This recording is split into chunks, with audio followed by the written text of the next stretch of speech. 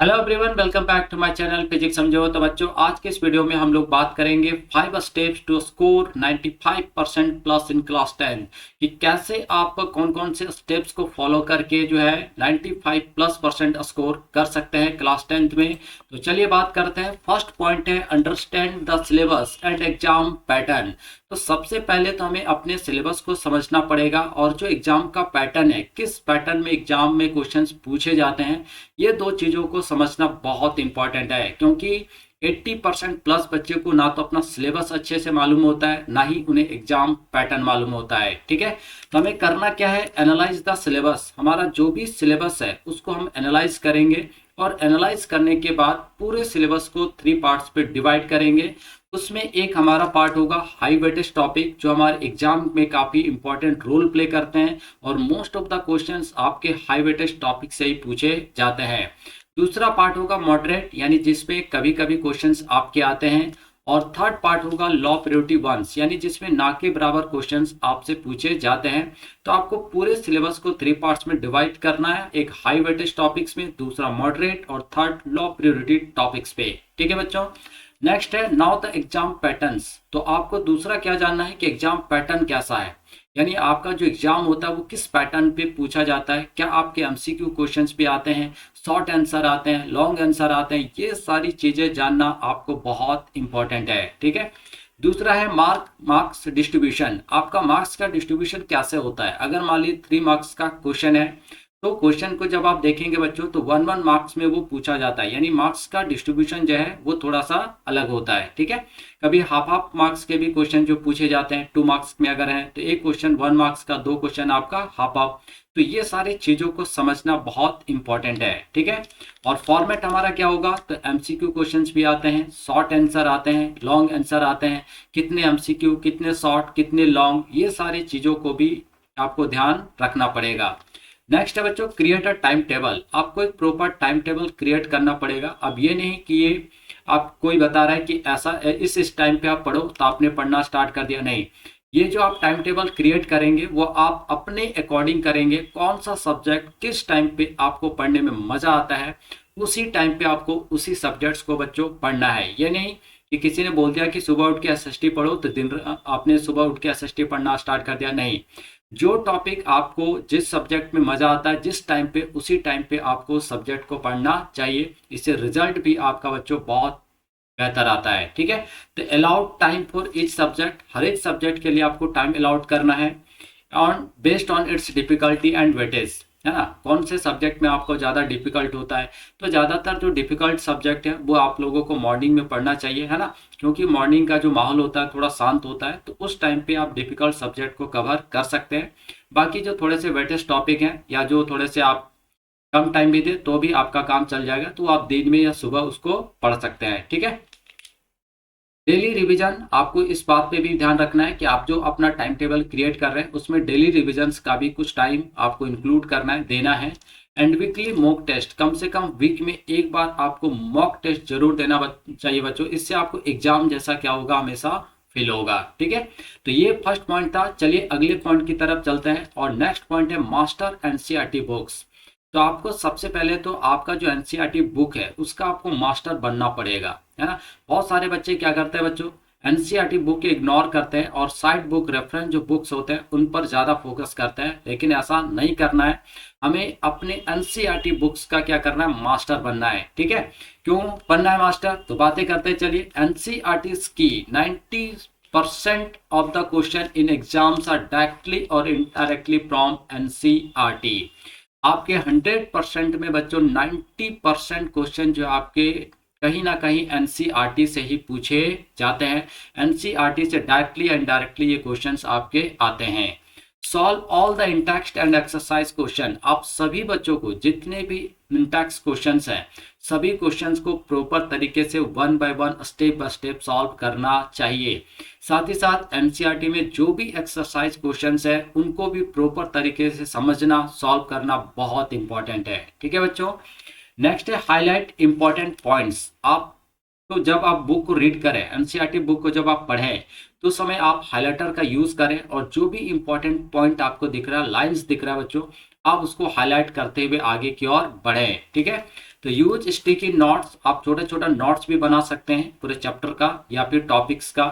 And highlighter to mark दे की definition, तो जो भी छोटे छोटे डिफिनेशंस आपको दिख रहे हैं पढ़ाई के दौरान, आप उसको प्रॉपर तरीके से हाईलाइटर से कलर करते चलिए, नोट डाउन करते चलिए, ताकि जब आप दोबारा उस बुक को पढ़ें तो आपको उन हाईलाइटर्स किए गए पॉइंट्स पर फोकस करने में फोकस हो और आप कम से कम टाइम में चीज़ों को जो बच्चों रिवाइज कर सकते हैं। ठीक है, फार्मूला एंड कॉन्सेप्ट, आपको फार्मूला कॉन्सेप्ट को भी कलरफुल करते चलना है ताकि आपके दिमाग में फटाफट, क्योंकि चीज़ें जब कलरफुल होती है तो देखने में थोड़ा अच्छा लगता है, आदमी का नज़र बार बार उस चीज़ पे जाता है। ठीक है, नेक्स्ट है बच्चों रेफरेंस बुक। आपको जब एनसीईआरटी में जब आप मास्टर बन जाएंगे तब आपको क्या करना है, रेफरेंस बुक को प्रीफर करना है आफ्टर एनसीईआरटी, है ना। कब लेना है, एनसीईआरटी कवर करने के बाद, एनसीईआरटी के हर एक एक पॉइंट्स को पढ़ने के बाद।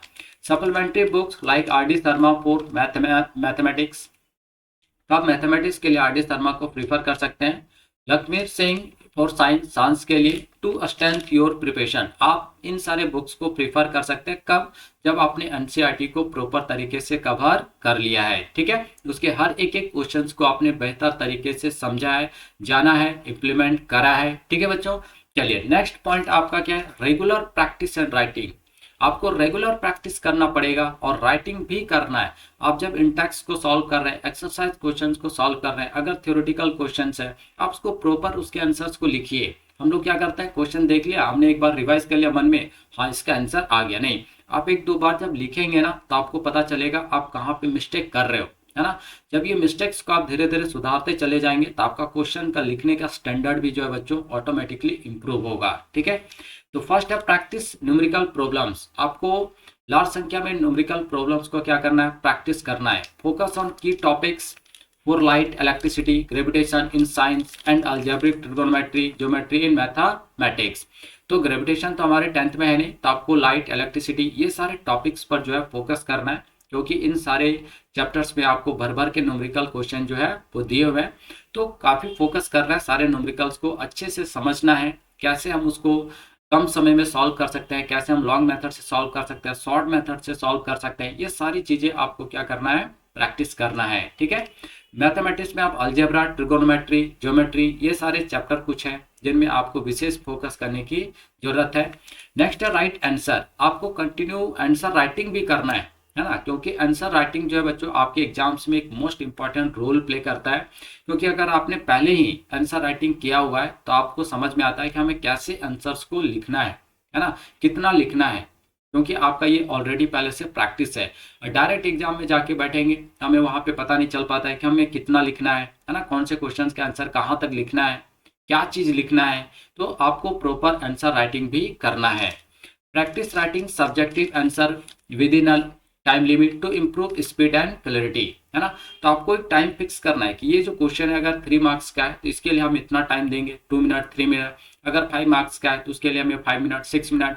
तो जब आप टाइम के साथ क्वेश्चंस को प्रैक्टिस करेंगे, लिखना स्टार्ट करेंगे, तो आपका क्या होगा, एक्यूरेसी भी बढ़ेगा, साथ साथ आपका स्पीड भी बच्चों इंप्रूव होगा। ठीक है, नेक्स्ट सॉल्व सैंपल पेपर्स। आपको कंटिन्यू कम से कम वीक में एक बार हर सब्जेक्ट का एक सैंपल पेपर तो जरूर सॉल्व करना चाहिए। अगर आप 2 सॉल्व कर ले रहे हैं तो बहुत अच्छी बात है, लेकिन कम से कम एक क्वेश्चन सैंपल पेपर आपको सॉल्व करना है। ठीक है, अटेम्प्ट प्रीवियस ईयर पेपर्स, आप प्रीवियस ईयर्स के पेपर को भी अटेम्प्ट कर सकते हैं। उससे आपको फायदा क्या होगा, ये चीज पता चलेगा कि आपके एग्जाम में किस तरह के क्वेश्चन पूछे जाते हैं, कौन कौन से टॉपिक्स को जो है मेनली पकड़ा जाता है, यानी कौन कौन से टॉपिक आपके हाई वेटेज है, मॉडरेट है ना, लो प्रायोरिटी वाले हैं। ये सारी चीजें आपको प्रीवियस ईयर के क्वेश्चन से आइडिया मिल जाता है। ठीक है, sample paper for time management.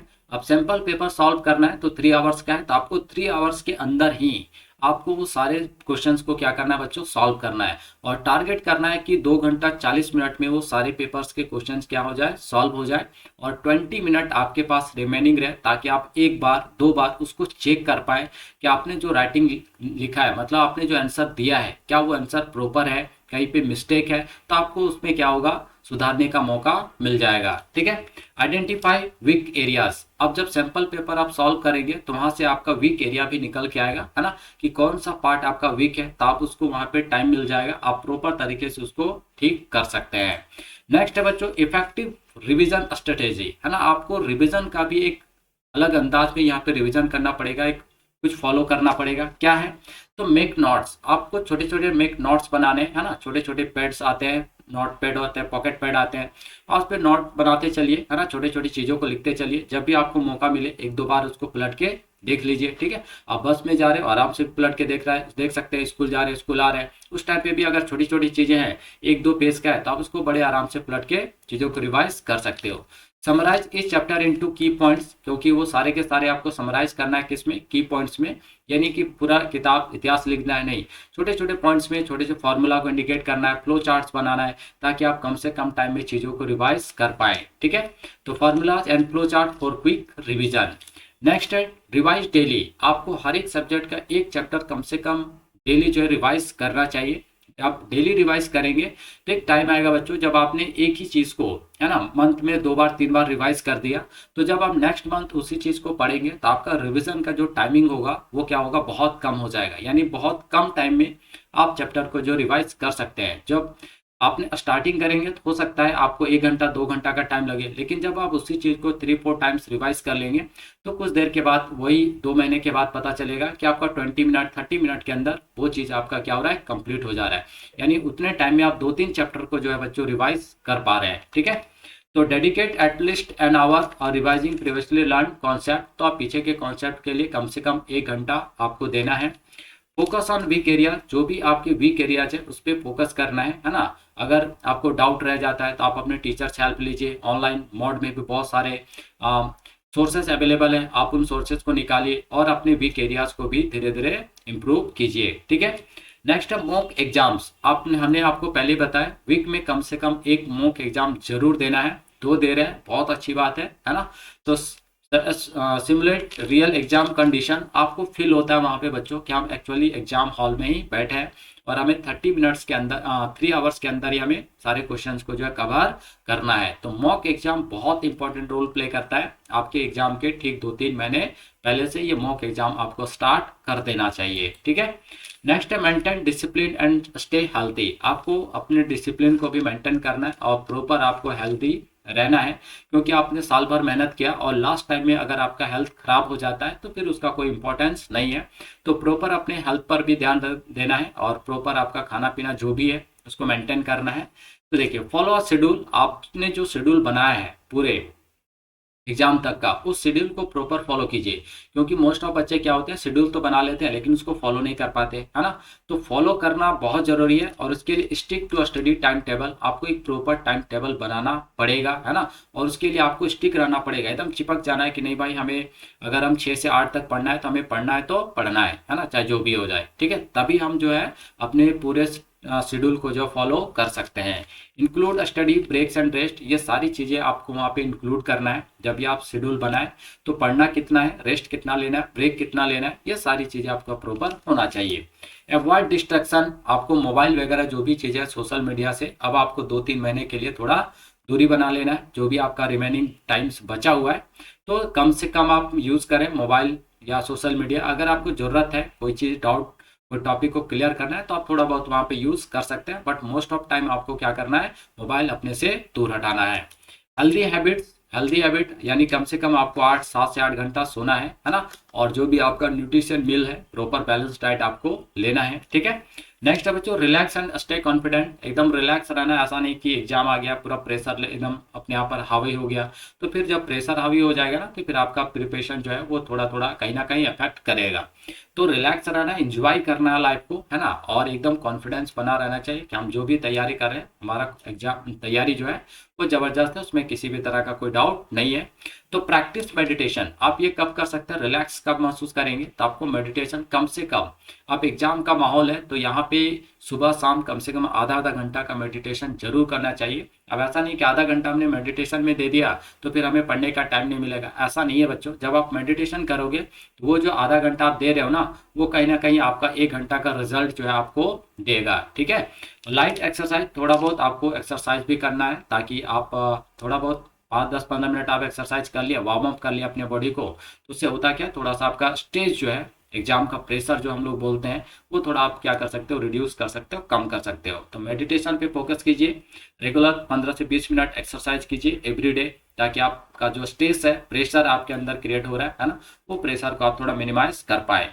Trust your preparation, आपको अपने प्रिपरेशन पे भरोसा करना है। ऐसा नहीं कि हमने जो प्रिपरेशन करा है पता नहीं आएगा, नहीं आएगा, नहीं, बिल्कुल आएगा। आप अगर तैयारी कर रहे हैं डेफिनेटली, बस ये जो हमने 5 रूल्स स्टेप्स पढ़ा है, ये 5 स्टेप्स को आपको क्या करना है, फॉलो करना है, एकदम एग्जाम जो है दमदार जाएगा, ठीक है।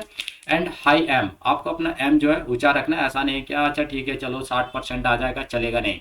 अगर आप अपने आप पे ट्रस्ट रख रहे हैं, विश्वास करें, आपको अपने खुद पर कॉन्फिडेंस है, भरोसा है, तो डेफिनेटली आपका एम भी हाई होना चाहिए, है ना, कि नहीं हमें 95+ जो स्कोर करना है।